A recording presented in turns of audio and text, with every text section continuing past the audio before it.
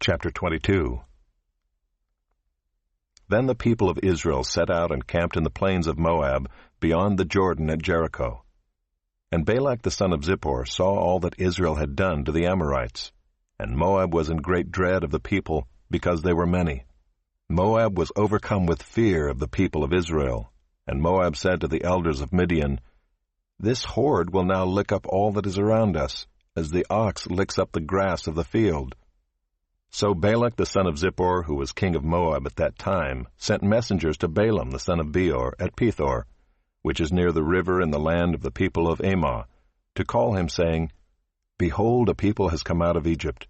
They cover the face of the earth, and they are dwelling opposite me. Come now, curse this people for me, since they are too mighty for me. Perhaps I shall be able to defeat them and drive them from the land, for I know that he whom you bless is blessed, and he whom you curse is cursed." So the elders of Moab and the elders of Midian departed with the fees for divination in their hand. And they came to Balaam and gave him Balak's message. And he said to them, "Lodge here tonight, and I will bring back word to you as the Lord speaks to me." So the princes of Moab stayed with Balaam. And God came to Balaam and said, "Who are these men with you?" And Balaam said to God, "Balak the son of Zippor, king of Moab, has sent to me, saying, Behold, a people has come out of Egypt, and it covers the face of the earth. Now come, curse them for me. Perhaps I shall be able to fight against them and drive them out." God said to Balaam, "You shall not go with them.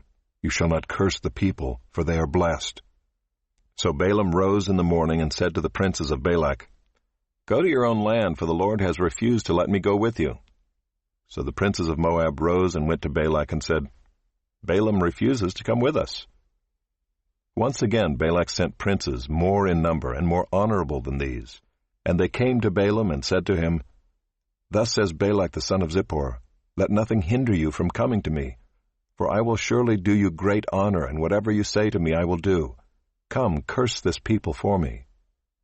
But Balaam answered and said to the servants of Balak, "Though Balak were to give me his house full of silver and gold, I could not go beyond the command of the Lord my God to do less or more.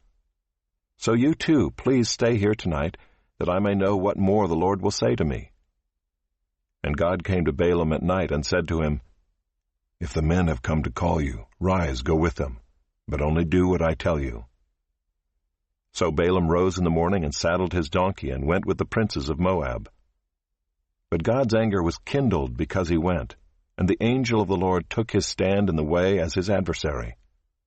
Now he was riding on the donkey, and his two servants were with him. And the donkey saw the angel of the Lord standing in the road, with a drawn sword in his hand. And the donkey turned aside out of the road and went into the field. And Balaam struck the donkey to turn her into the road. Then the angel of the Lord stood in a narrow path between the vineyards, with a wall on either side. And when the donkey saw the angel of the Lord, she pushed against the wall and pressed Balaam's foot against the wall. So he struck her again. Then the angel of the Lord went ahead and stood in a narrow place, where there was no way to turn either to the right or to the left. When the donkey saw the angel of the Lord, she lay down under Balaam.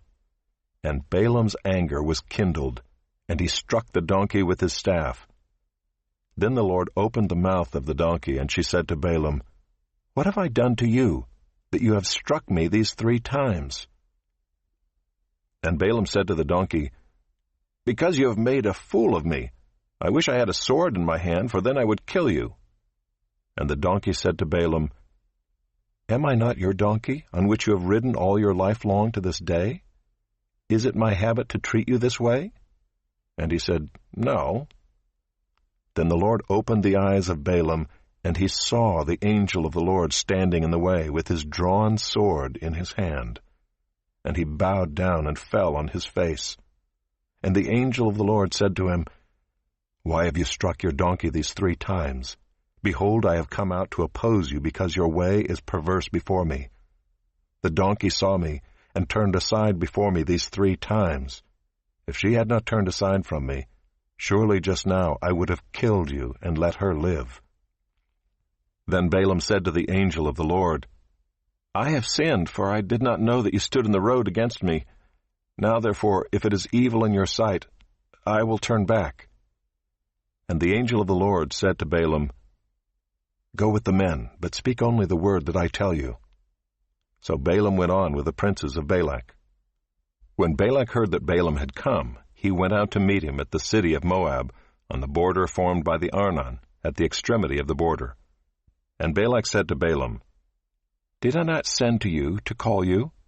Why did you not come to me? Am I not able to honor you?" Balaam said to Balak, "Behold, I have come to you.